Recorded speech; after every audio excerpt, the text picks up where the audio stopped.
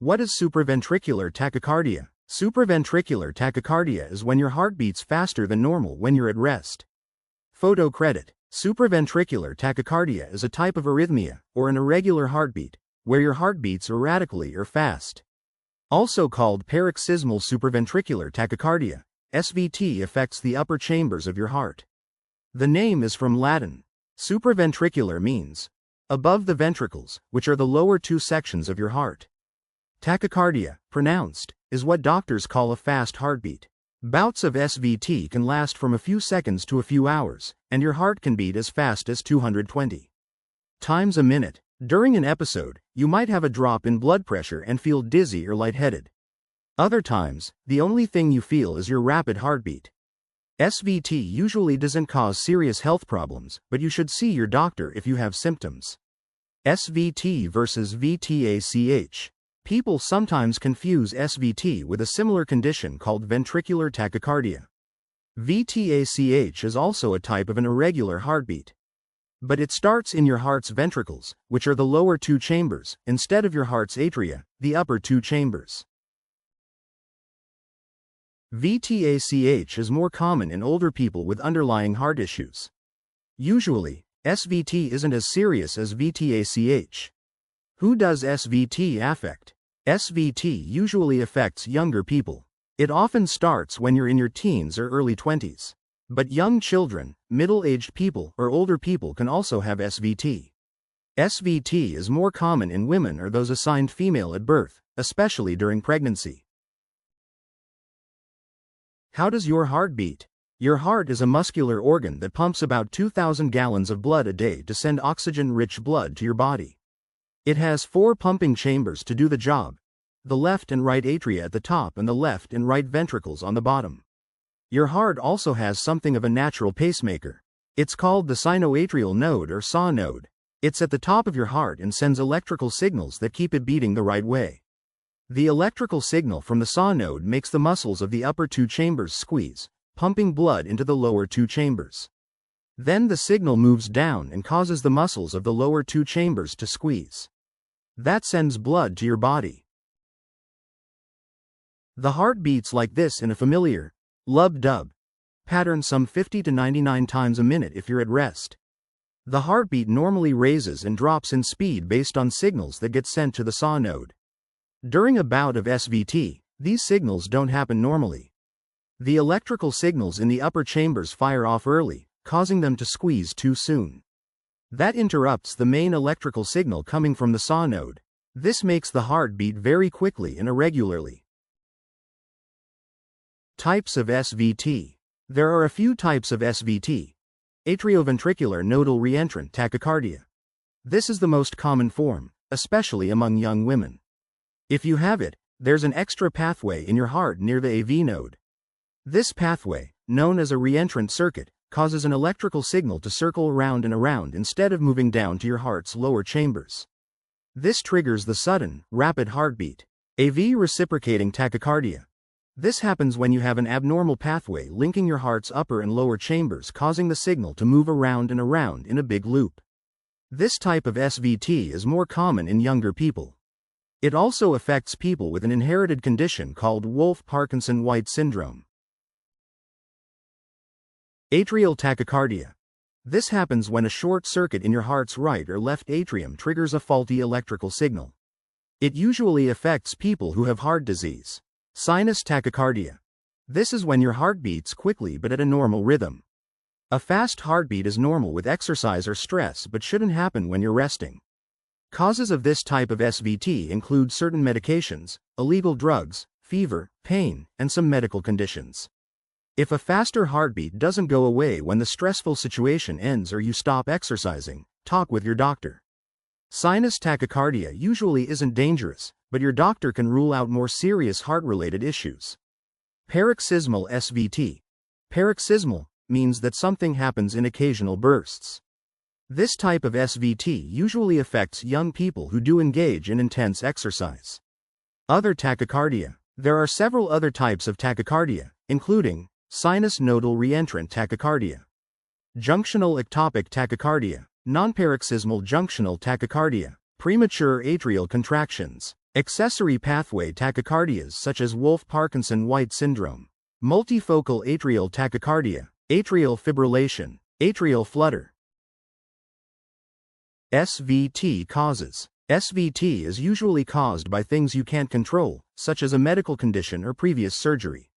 Sometimes, an episode is triggered by stress, exercise, or lack of sleep, though it usually happens without any obvious reason.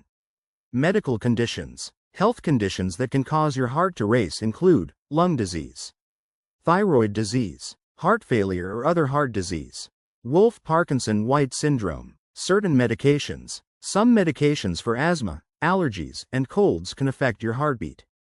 Talk with your doctor if you're concerned that your medications might be causing SVT episodes. Congenital issues. Congenital means something that you're born with. Some people are born with an extra electrical pathway or abnormal electrical circuits in their heart that can cause arrhythmias like SVT. Heart surgery. If you've had heart surgery, scar tissue can change how electrical signals pass through your heart. Other things that can trigger SVT. Your heart is more likely to race when you are under a lot of stress. Have anxiety. Drink a lot of caffeine and alcohol. Smoke or use tobacco. Abuse drugs like cocaine or methamphetamine, also called crystal meth. Are pregnant.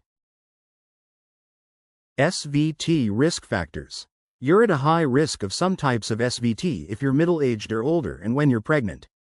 Several health conditions raise your risk, including heart disease, lung disease, thyroid disease, diabetes, sleep apnea. Smoking and using illicit drugs are also risk factors for SVT. SVT symptoms. During SVT, you might have a rapid heartbeat or heart palpitations. When your heart beats too fast, it doesn't have time to fully refill with blood between beats. That means it can't send enough blood to your body. This can cause chest pain, dizziness, fatigue, shortness of breath, fainting, sweating, weakness, a pounding feeling in the neck. Rarely, SVT can cause unconsciousness or cardiac arrest. And sometimes, SVT doesn't cause any symptoms. It might be harder to notice symptoms in young children. In infants, look for sweating, pale skin, fast pulse, vomiting, and poor feeding. If you feel like your heart is fluttering and you have any of these symptoms, call your doctor to be tested for SVT. SVT diagnosis and tests. If you have symptoms, your doctor will ask you detailed questions. They'll want to know how old you were when you first noticed a problem. They'll also ask when and how your symptoms began. That includes whether you were exercising when you noticed things such as a rapid pulse, dizziness, or a hard time breathing. Other things they'll ask you about: whether your symptoms came on suddenly or slowly, what they feel like and how long they last, if you have a fast heartbeat after caffeine or stress, if you or anyone in your family has had heart problems or procedures. During your exam, your doctor will listen to your heart and lungs with a stethoscope. They might also feel your thyroid gland on your neck, get your temperature and measure your blood pressure, take a small blood sample with a thin needle. Electrocardiogram test. If your doctor suspects you have SVT, they want you to have an EKG. This test records your heart's rhythm over time, so if it's not beating as it should, it can tell your doctor what the problem is. To set up the test, a nurse or technician will attach 6 sticky patches that stick to your skin called electrodes on your chest and others on your arms and legs. If you have a hairy chest, an aide may need to shave small areas so they stay on. Each patch is attached to a wire that leads to a machine. During the short test, you'll be asked to lie still and breathe normally. Home monitoring. You might have symptoms just once in a while, so a single EKG in the doctor's office may not reveal an abnormal heart rate. In these cases, you might need to wear a device for longer so doctors can record your heart while you're having symptoms. You may be sent home with one of the following. A Holter monitor is a small, battery-powered EKG that records your heart's activity for 24 to 48 hours. The device is about the size of a small camera and has little electrodes that are placed on your chest. You can do most of your daily activities, but you shouldn't bathe or shower with it on. An event monitor is also a portable EKG but might be more practical when you have symptoms less than once a day. You can wear it for longer than a Holter. You just press a button on the device when you're having symptoms. The monitor records details only while you feel a fast heartbeat. Your doctor may ask you to wear it for days or weeks. Further tests. If you're diagnosed based on the results of an EKG, you may need more tests to figure out what type of SVT you have and what's causing it. Often, this can include what's called an electrophysiology study, so that doctors can learn how the different sections of your heart are sending electrical signals to each other. For this test, you're sedated at a hospital or clinic and soft, flexible wires are passed through your veins into your heart. You'll need someone to drive you to and from your appointment. Talk to your doctor about how to prepare. Doctors might also recommend more testing, such as an echocardiogram, an implanted loop recorder, or a stress test. An echocardiogram uses sound waves to create a video of your heartbeat. A doctor implants a loop recorder below the skin of your chest to listen for unusual heart rhythms. During a stress test, you run on a treadmill or take medicine to make your heart speed up. While this happens, the doctor monitors your heartbeat. SVT treatment. Usually, SVT doesn't require any treatment. If it bothers you, your doctor can choose from among several different treatments. They include carotid sinus massage. A carotid sinus massage is when your doctor rubs your neck along your carotid artery, which causes your heart to slow down. Only experienced professionals should do this. Never try it on your own. Vagal maneuvers. Sometimes, certain actions can relieve SVT. Try coughing, holding your breath, putting an ice pack on your face, or pushing as if you're about to poop. These can calm the vagus nerve, which runs from the lower part of your brain through your neck to your stomach and controls your heart rate. Your doctor can show you how to do these maneuvers safely. Medications. Some medications can help keep your heartbeat under control. If you regularly have episodes of SVT, your doctor might prescribe adenosine, atropine, beta blockers, calcium channel blockers, digoxin, potassium channel blockers. Follow your doctor's directions for taking each medication, and talk with them about potential side effects. Cardioversion. In an emergency, a doctor can place a set of paddles or patches on your chest to deliver an electric shock to your heart. This helps your heartbeat return to normal. Catheter ablation. For this treatment, doctors thread tiny tubes through a vein to your heart. These release a pulse of heat or cold that destroys the abnormal electrical pathway that causes SVT. Pacemaker. In rare cases, a surgeon can put a tiny device called a pacemaker in your chest. When your heart isn't beating normally, this device delivers a small shock to help it return to its regular rhythm. Lifestyle and home remedies. When you have SVT, it's important to take care of your heart. Make sure to visit your doctor regularly.